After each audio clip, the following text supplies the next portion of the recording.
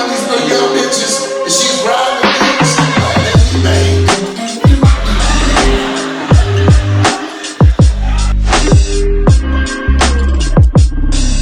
I got an important question. Yeah. What do you consider an ugly motherfucker? Hecklers are usually ugly motherfuckers. I've never seen a beautiful heckler. Every time somebody starts heckling the audience, it's guaranteed a Magilla Gorilla looking motherfucker is heckling. That's a good answer. That's a good answer. So Solar Comedy, episode 10, and this time I'm being interviewed. Hosted by L and produced by TSA, Mr. TSA Media himself, Terrell Allen. That's right. It's Lit, man. We in the building. What is your passion? What are we here for today? The passion? Okay. The passion is really just winning. Like, if I be honest, it's just winning. I got too many gifts to not use. And so I love all my gifts. Sometimes I'm a writer in the studio, I write records. Sometimes I'm a producer of special events. Sometimes I'm a stand-up comedian. Sometimes I'm an actor. You know, all the time I'm a dad. You know what I'm saying? Definitely. All the time I'm a dad. Now I love the Lord. So, you know, I play the organ at church still. It's a whole lot of hats, like you say. And my passion is just to be as sharp as I can be on every aspect of what it is I do. What made you be a comedian? So allegedly I was funny. As a kid, I got in trouble a lot, but I was a smart kid, so I didn't stay in trouble. You know what I'm saying? Like, my GPA was always high. School was boring to me though. You know, like, I love girls and basketball. That was pretty much it. So, like, you know, yeah, that's it. Like, you know, I'm just in school because I'm here because so I don't get fined. That was it. All this math shit. I did hoop, but I got kicked off the team because like. Let me tell you what happened. My mama. Let me tell you what happened. My mama. One year I was getting in trouble. My stepfather was a piece of shit. I kept getting in trouble with dude, and I kept getting in all types of other trouble. And my mama was like, she wrote a letter. It's like a 4-page letter to the coach. Like, if he getting any more trouble, I'ma snatch him off the court during the game. And the coach looked at me like, yeah, nah, you ain't worth that. So I've been balling with all the guys that was on the team already. I've been giving them niggas hell. So when it comes tryouts and everything, I'm not playing with nobody. And the star nigga on our squad, he went to try to dunk on me, but instead of dunking, he was doing some old disrespectful Karl Malone shit. I swatted that shit so far out the sky. Out of there! But, nigga, this ain't hockey, nigga. Right, like what happened was though, the nigga was short, but he had ups. Okay. So when I swatted the ball, I caught a little bit of him by him being as short as he was, as high up as he was. When he turned leveled out, I was horizontal. Hit the ground, the coach was like, I don't need no dirty players on my team. I'm like, that was a clean play. Even the nigga who was on the ground twitching was like, nah, coach, that was clean. I should have dunked on him. You know, I should have gave him some more respect. Most of your material comes from life? Most of my material is coming from life. Like, Kevin Hart had a special a long time ago, said, laugh at my pain. And I mean, like, I got jokes that talk about, you know, dating, jokes about raising kids, jokes about being a kid with an abusive stepfather and my mama wouldn't listen to me like that. Like, it's shit that people have gone through, but they ain't see the funny in it. A lot of people probably have committed suicide because of certain things they've been through. For me, God graced me enough to not leave here, to not want to leave here, but to actually dig in deeper, like, okay, if this is what life giving me, let me dig in deeper. I'm not finna fold, you know? And so I get jokes out of all of that because, you know, shout out to Baldhead. He's got this campaign called Comedy Over Depression. And true story, we really as comedians, we have a job. We have a job to do, to take people out of their pain, out of their misery, out of their frustration, out of their regular life for 2 to 4 hours, however long it is, and help them. I was fucking one of these little young bitches, and she was riding the dick, and she was like, let me bang. Little bitch hopped off the dick, shook up with me. Man, folks, that little meat was fake decent, G. Oh, man.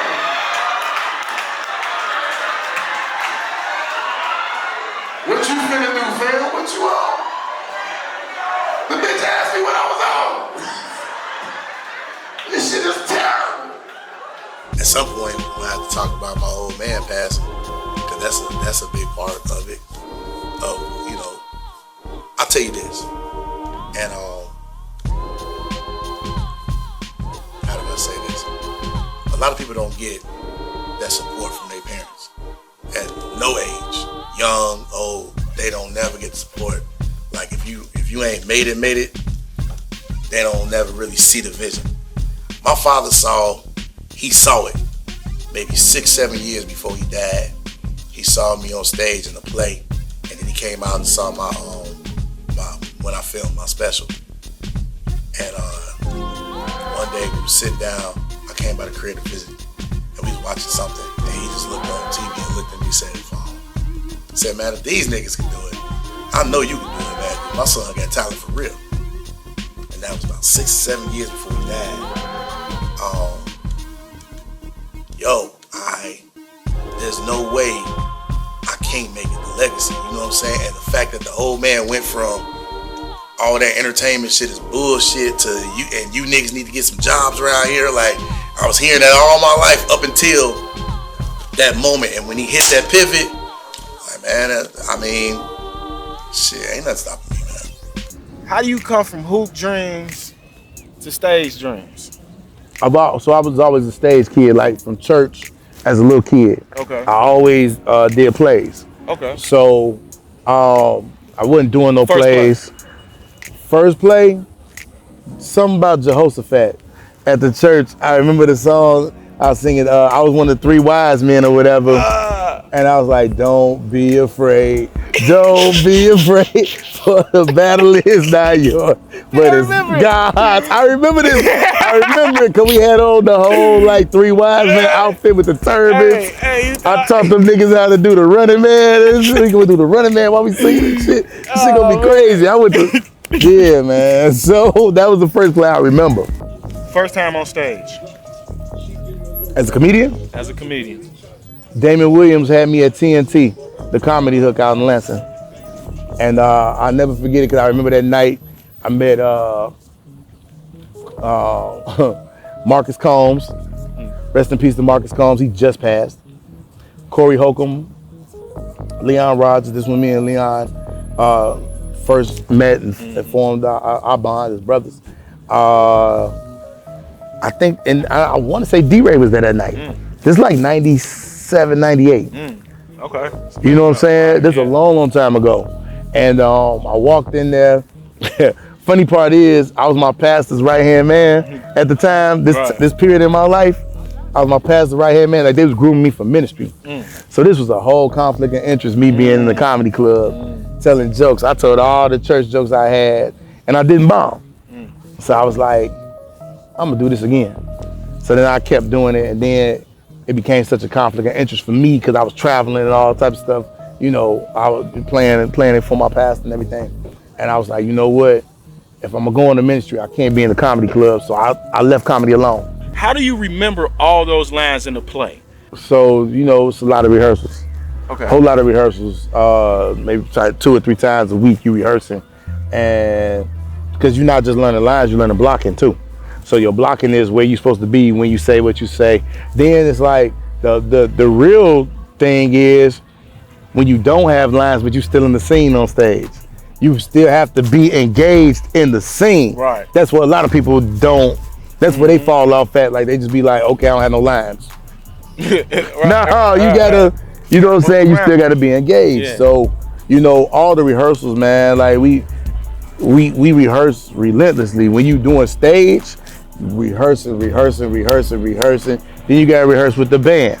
Cause you gotta have, you know, it's music, you know. Right. You gotta rehearse with the lighting team, cause the lighting team gotta know where you're gonna be when you're supposed to, like, it's a whole production. So shout out to everybody involved in any stage production, man. What made you make that transition from the streets into comedy? What made me make that transition from the streets into comedy? Shit. I'm still Big Rick's emeritus. You dig?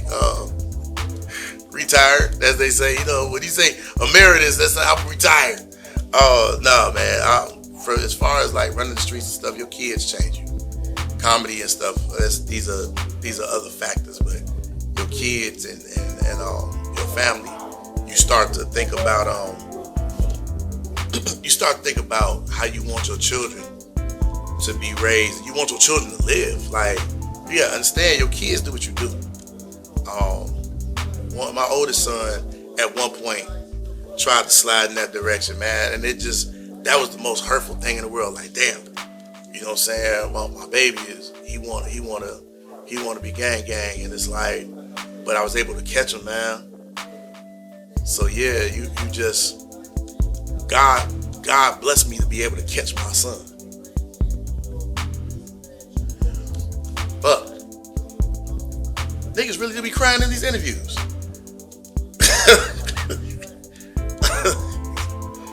Yeah, man. Your kids, the comedy, some other shit. That don't mean nothing when it comes down to the family. Now we got our own song. We got a song that we can rap along with. They done let the G's in the dough. They done let the G's in the dough. Boy, y'all pastor singing that song. What? Hey, on the grade, on GDN, on GDN. Hey, they done let the G's in the dough. What? Hey, they done let the G's in the dough. Stop. Nigga, I am an upstanding member of my society. I'm the minister of music at my church. Play it again. One more time. Play it again.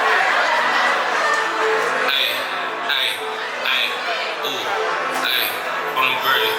That nigga say on GDN. On GDN. Hey, they done let the G's in the Whoa! dough. They done let the G's in the dough. Stop.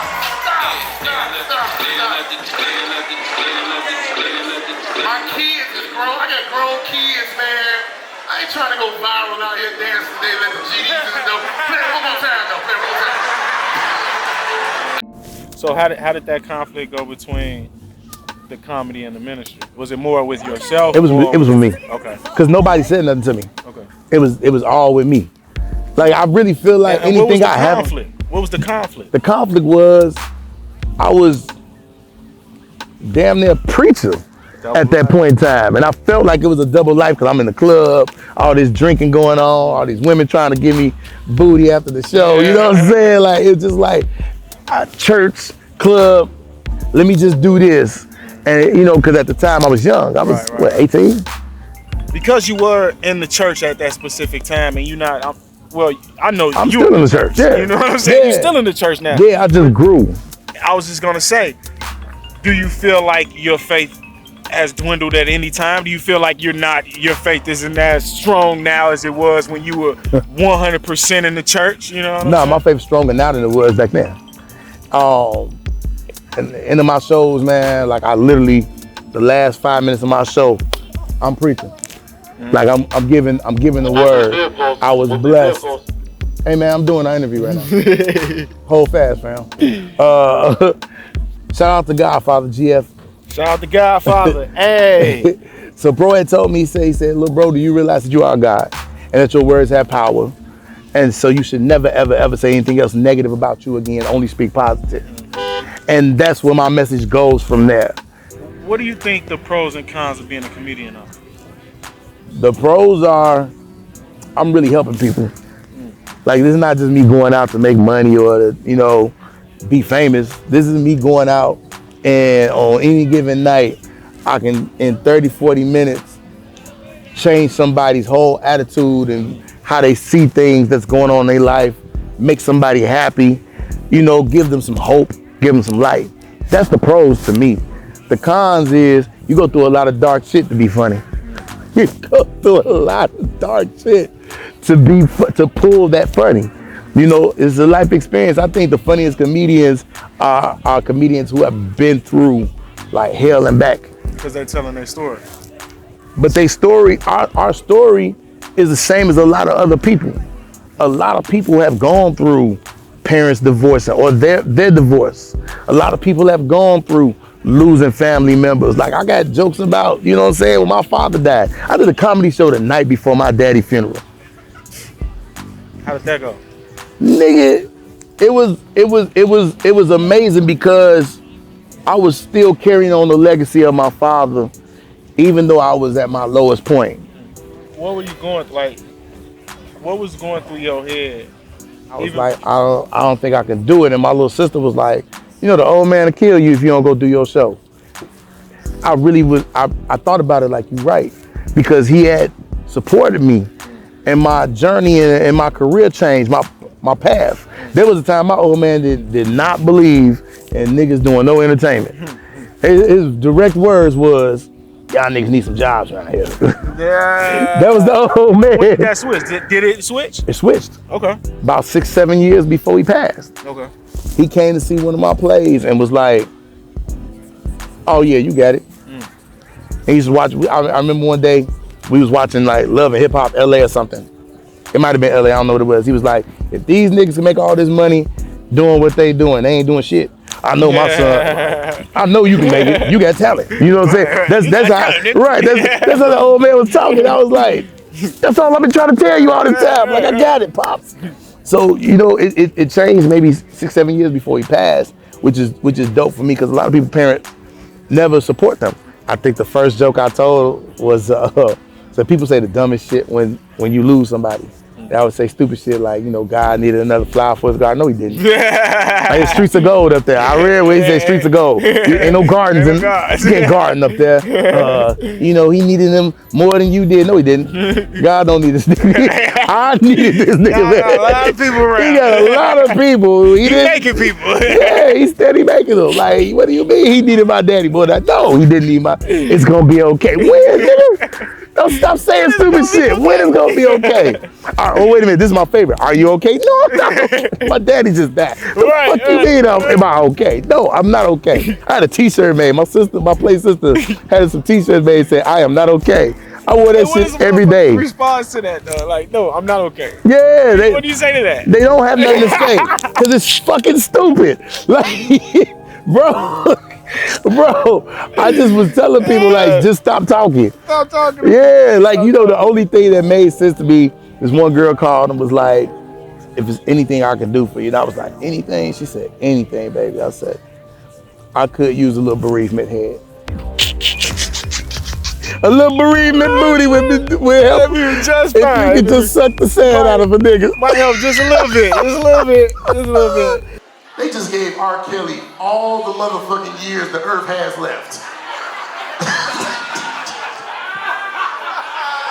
They didn't even spare no years, man. The earth is gonna get hit by a meteoroid by the time R. Kelly get out of jail. Dinosaurs gonna be back in charge.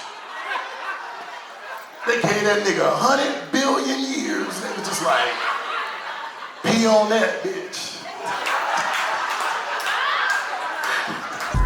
Are you one of those comedians that hate Instagram comedians? Not at all, man. Stop being old and bitter. You niggas cut that shit out, man. They say they're not real comedians. Fuck all that. They putting asses in seats. Now what happens is, when they get booked as stand-up comedians, they gotta stand up to that. So wait a minute. It's a difference between an Instagram comedian and a stand-up comedian? They can be one and the same, but there's a difference if you're not if you don't do stand-up before you go viral, and then you start taking bookings as a comedian after you go viral, now you gotta learn how to be a comedian. But if you was a comedian before you went viral, and now you start getting booked more. So what's the difference though? I mean, Instagram, you funny. On stage, people funny. What is the difference? I don't know. What is the difference? Cool. Very clear-cut difference. When you got Instagram, you got a phone, and you got people acting with you, or you might be, you know what I'm saying, and reacting to something. It's like Saturday Night Live. Improv. Right? Improv is very different from stand-up. Okay. Stand-up is me and a microphone. I got 30, 40 minutes. I got an hour to make you laugh with just me and a microphone. See, you can't If you don't know how that works, if you don't do that, if you don't have that energy, the timing, if you can't read the room, because you can lose a room real fast, and once you lose a room, yeah. Gone. Name one comedian that switched over and did it well. DC Young Fly. He respected the craft. DC Young Fly respected the craft. He was an internet sensation, and then he started taking bookings as a stand-up comedian. And he'll tell you his story where it was like, oh, this shit real. It is. Right. Yeah. It's very real. When you standing there on stage, 2-3 minutes on stage is an eternity if you bombing. It's an eternity if you bombing. Yeah, I like DC. And I've seen some interviews where he was like, hey man, them first couple bookings, I took them and I ain't know I got up there, you know. It was crazy. Favorite comedian? My favorite comedian? Red Fox. Red Fox is my favorite, man. Like that's my king. When they say, "This your king?" Yeah, that's Fox is the king. I think Chappelle is the GOAT. But Fox, man, Fox had like 30 comedy specials, records, 30 comedy records. He did albums, 30 of them, TV shows, and if you watched them on stage, bro, I counted it. He was getting a laugh every 10 seconds. How do you do a special and like just go 15, 20 minutes of just a laugh every 10 seconds? Like every 10 to 17 seconds he was getting a laugh. It's crazy.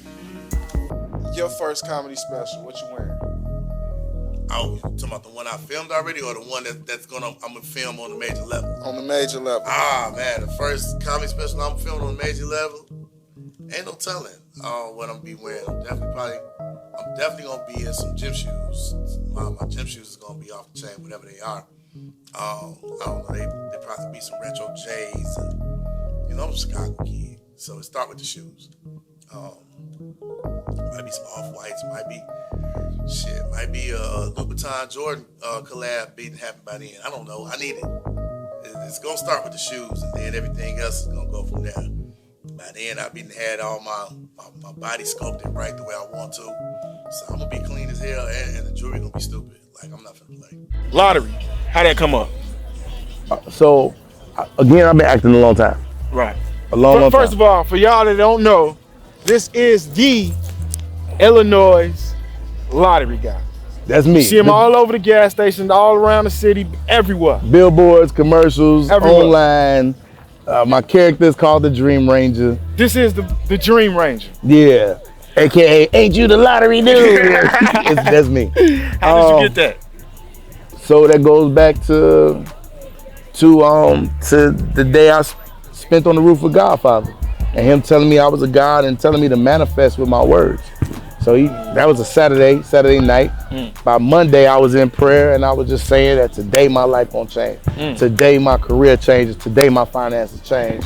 Everything that I need will be provided for me. I'm going to flourish and not lack. And I was just speaking all these things in my prayer. My phone going crazy in the bathroom. Ding, ding, ding, ding, ding. I'm like, who is texting me while I'm praying, right? And it's my agent saying, we have an audition for the Illinois lottery. Can we confirm? Can we shout him out? Yeah, Gil. Shout out Gil Gil. Talent. Shout What out up? Gil. What Hey. up? April, Cassandra, Patty. April, Cassandra, Patty. Shout out the whole Yeah. team. Yeah. So you got that call. Yeah. What was that filmed? Where was Filmed it there. filmed? Filmed there. Low key, one of the scenes was filmed on the lakefront right here, but I think we was in Hyde Park, Okay. but was on the lakefront. Okay, because y'all had some interesting things going on. You know, was that on the stage or was like? No, for the one scene, they did a lot of for all of it they did a lot of CGI.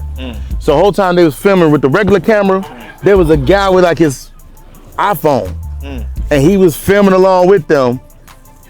But he was the one doing all the special effects. I don't know what program he had on his phone or what he was doing, but that shit looks incredible. You seen the commercials? Hey, it's incredible. We're gonna switch it over because you had another big joint. Yep. You head overseas for this. This is the one that started it for me. Tell us about that. And So- where did you go? I went to Budapest. Where did you go? Budapest for 10 days. Budapest. Right. I don't know where that's at. I ain't even gonna lie. I don't know what Budapest look like, but it's Budapest. It's in Hungary, and it's a few hours outside of Germany, right? It's over there. All right. Overseas in the middle. Over there. Right. So that so what happened was 2020, obviously nobody did any filming. Was it any black people on your plane? Yes. Oh, shout out to Don Bless. shout out to what was it? Budapest. Shout out to Budapest. No, the only black people on the plane was me and the other actor who was in the plane. Like, niggas not going to Budapest, but what we going to Budapest for? What are we going to Germany for? Like, you know what I'm saying? Like, I can order my bands here. Right. That's what started it for me. I got booked for Squarespace. They booked me and they said, we're gonna fly you to Budapest. So basically I spent most of that time in quarantine. It was a 5-star hotel though, like. Decent though. Yeah, You in Budapest. room service. So you seen all the sky that you needed to see in Budapest? Because they probably ain't got the same sky in Budapest. Bro, I didn't see nothing. I was in my room. Oh shit. 10 days. What about the food? The food was good though. Let me say this. Hungarians can cook. Okay. Hungarians can cook. They can cook. And they got shit. They don't let that shit that we let in the food. They don't. No preservatives. None of that. No extra none of joints. that. None of that. The food, the meat is pure. Pause. But like it was dope. Room service. They paid for everything. I flew first class. Like, and I'm gonna say this. Flying first class for the first time in my life overseas. Before you say that, I'm sorry. I only take Spirit. So is it like a Spirit first class, or is it like, what is first class? No, this is like a Holy Spirit first class. This is like the bank account that called the Holy Ghost first class. When I tell you, like, the seats lay down into a bed, you got this big screen in front of you to watch movies. You got blankets. You got a and TV? sheet. Yeah, you got all of that, bro. Like, they give you fresh towels to like wash your face. On the plane? Yeah. Boy, it was had steaks and Hey. champagne. Hey. I was eating all types of shit I couldn't even pronounce. I don't know what this is. It's expensive. I'm gonna get it. I'm gonna get it. It's included in my flight. Did they tell you that they covered everything? Everything was covered. Oh, nigga, I would have been ordering food all day. Hey, man, shit, Everything was covered, bro. Everything. Nigga, I would have had 10 pretzels. 10 motherfucking bottles of pretzels. No. I ate one of them bitches at a time out of each bottle. No, not pretzels, dog. Full meals. On the plane? Steaks. Nah, not on the plane. I got video. What? Champagne with the bubbles that never stop running. The good shit, not the On the Corbel. plane. Not the plane. on the plane, bro. Man. On the plane, bro. Yeah, Spirit ain't got none of that. No, you ain't Only got. thing niggas got champagne on the. No, ain't no champagne on. Only on Holy Spirit, aka Lufthansa. Shout out to Lufthansa. Only on Holy Spirit Airlines can you get champagne with the bubbles that never stop running. Never stop. Yeah, Oh I my need some of them God. joints. I'm from Chicago. We got lingo with it. We take all over the world. Your little ugly ass, your little dusty ass, your goof ass. Niggas be confused down south. What you say, fuck nigga? Your ugly ass, your dusty ass, your goof ass. Them niggas down south be like, what up? What you say, fuck nigga? Fuck nigga. Fuck nigga got me fucked up, fuck. Shut your ass up, Joe. That's Chicago, nigga. We'll go all over the world and call a motherfucking Joe. Call a nigga Mella, call a nigga Charlie. They be like, who the fuck is Charlie? You, Charlie. Show ugly ass, your goof ass, your Road story. Give me a funny road story. One quick funny road story, or just real life road story. Some shit that didn't happen that you was like, you feel for your life or something, or I don't know. Shit. Give me a road story. I was with a comedian who I don't really deal with no more. All right, we gonna leave. We ain't gonna say no names. Nah, I'm not saying no names. But at the time, we were tight. We was always together, always on the road. I was driving. He didn't have no car, and so he had all the bookings. He had all the bookings. I had the car, right? So we got together. We were riding around from show to show. This one night, me, him, and one of his young guys was in the car, and we go through this toll booth, and they got this whole police blockade, and they like, you know, pull over here. And they were searching cars and stuff. So I'm sitting there And I'm like, man, I'm not a criminal, and I don't have anything in the car. They even got me over here waiting for 10 minutes. They forgot about me. I'm gone. Now, at the time, my transmission was sputtering, so I couldn't even drive faster than like 60 miles an hour. Okay, wait. When you say you was gone, back it up. What you mean? You was gone from who? From where? I pulled off from the police. You know, I'm not waiting on nobody. Okay, we know how this gonna end, but I'm gonna let you finish. I'm Go ahead. you know exactly how it's gonna end, right? So I pull off, and next thing I know, there's like a line of police across the expressway chasing me down. Oh, right? yeah. All you see is the lights. Yeah. Oh, yeah. This is like one of them Narcos episodes, some shit, right? So I get off the exit. They hop out the car, guns out. What are you doing? Why would you? I said, y'all took too long. I ain't got shit in the car. Get the fuck out the car. I was like, what are we gonna find in the car? This is what they saying, right? I'm talking about these white boys mad as fuck. Ain't got nothing. I know. This is my car. I said, you gonna find a cigar in a Kirk Franklin CD, is it? Right. Franklin. They tore my car up. I had a 1998 Lincoln Town car, black on black. Big joint. Yeah, big comfortable like a limo. I'm talking about flipped the back seats up, everything. Looked in the trunk, everything. They didn't find anything but a cigar. All right. And I think it was a Fred Hammond CD. Okay. One Kirk Franklin was Fred Hammond. Okay. And I remember the one cop saying, because they had me on the side of the road, handcuffed and everything. Me, dude, and the other cat. And I remember hearing one of them say, hey man, he wasn't lying. I thought he was sweating bullets. He wasn't lying. They shit in him but a cigar.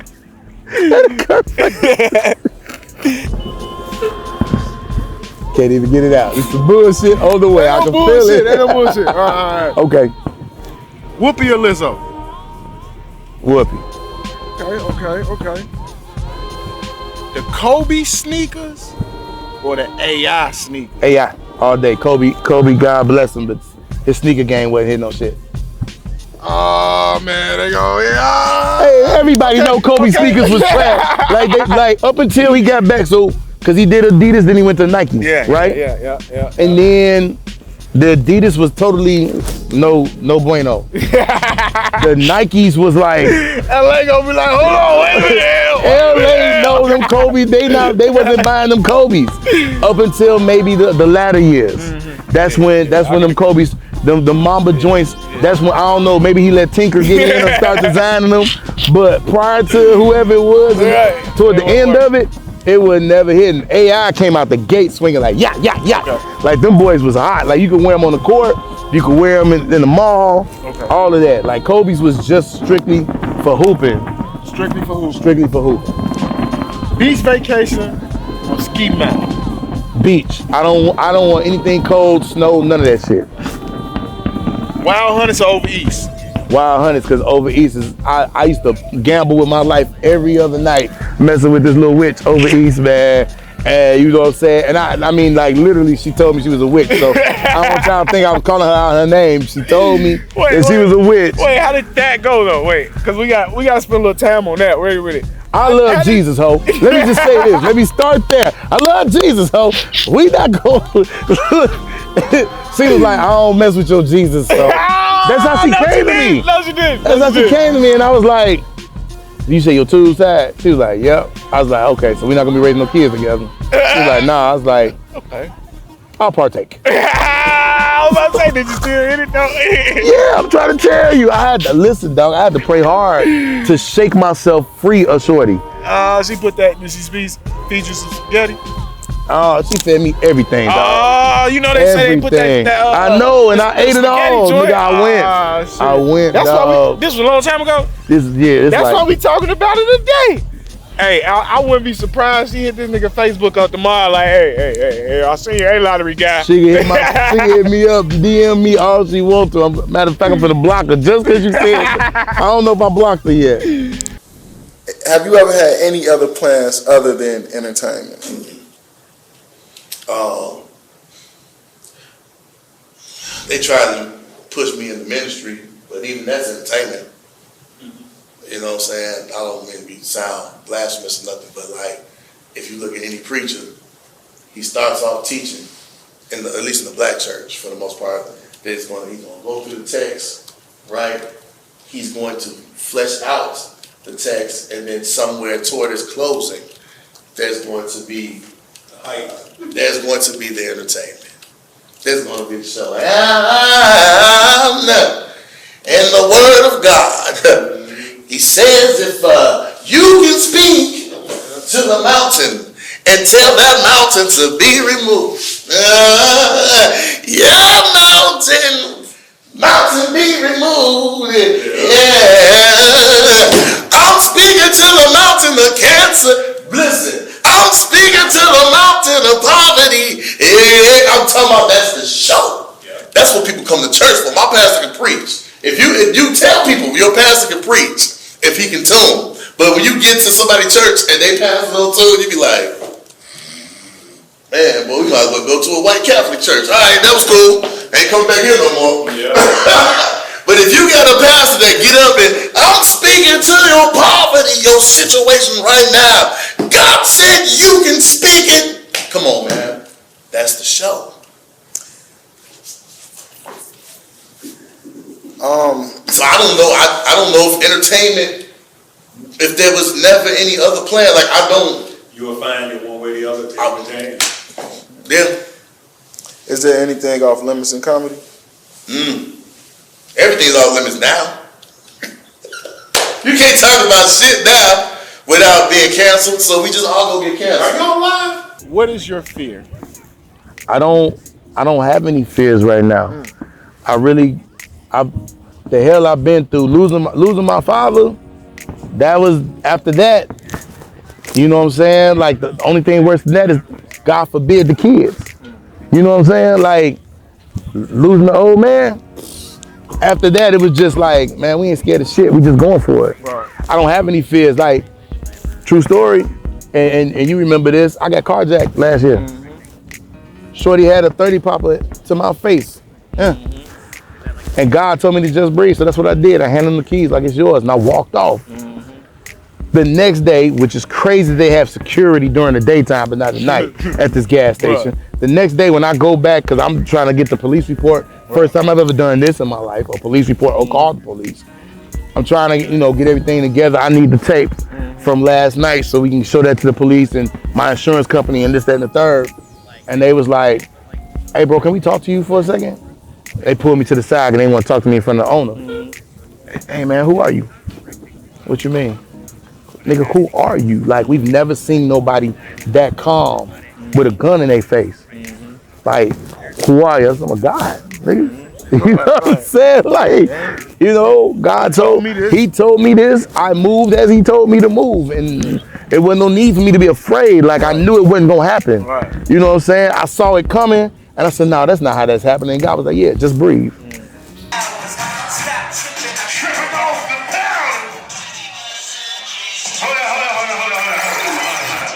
Let me tell y'all something, man. If y'all see all my teeth tonight, it's cause the devil tried to kill me 48 hours ago. Little nigga carjacked me for my Mercedes, and I couldn't do shit but laugh, cause he ain't blow me down. Play my shit, nigga! We powerful! It's a hedge of protection around you, boy. You better speak it over your family, your kids, yourself. Sing along! Hallelujah! I fuck around and church by myself. What advice could you give upcoming comedians? Don't stop. Don't stop. If you really feel like this is what your gift is and that you love to give this to the people, A, don't stop. B, be sincere. It may be A, be sincere. B, don't stop. There you go. A, be sincere. B, don't stop. You gave the advice to them. Mm-hmm. So what advice can you give yourself? Man, L, you are a God, and your words have power. So never, ever, ever say anything else negative about you again, bro. Speak positive. Speak life over your hopes and dreams. Speak peace with your prosperity. Speak health with your wealth. You need combo packages of everything flourishing. You love. That's right. You give love. You receive love. You are love, bro. You are success. You are successful. That's right. Ease of success is your way. This ain't supposed to be hard. This is a cakewalk for you, bro. You got this. Keep winning. That's right. Where do you see yourself going? To the top. I see myself going to the top. And top for me is, let me tell you what the top for me is. The top for me looks like a hybrid between Adam Sandler and the career of Kevin Hart. Somewhere in between, right there in the middle, where I'm super successful, but I'm successful on my own terms. You don't never hear about paparazzi following around Adam Sandler. You just don't. There's a certain level of fame and a certain type of fame and a certain way to be famous where you just don't even have to be bothered with all that other shit. Okay, they might catch up with you at the airport every now and then. You got a new movie out or something. But you never hear about Adam Sandler in the tabloids. And what he does, he films movies, feel-good movies with all his friends. It's all the same people. I would love to just, me and my squad, get together every year and a half, 2 years, make about 2-3 movies, and then go sit down somewhere and just enjoy the money we made and come back out after we done wrote some more silly shit and be like, all right, cool, let's do this movie. And we got green lights every time and we kill every time. Like, I would love to do that and be at that level of comedic acting and comedic stardom where I can still walk around in public with my wife and my kids and enjoy myself. You know what I'm saying? Walk my dog and shit. I don't know. But I definitely want to be successful on the level of I got that bag. Nobody questions that. But I'm happy. I'm happy and I'm at peace with my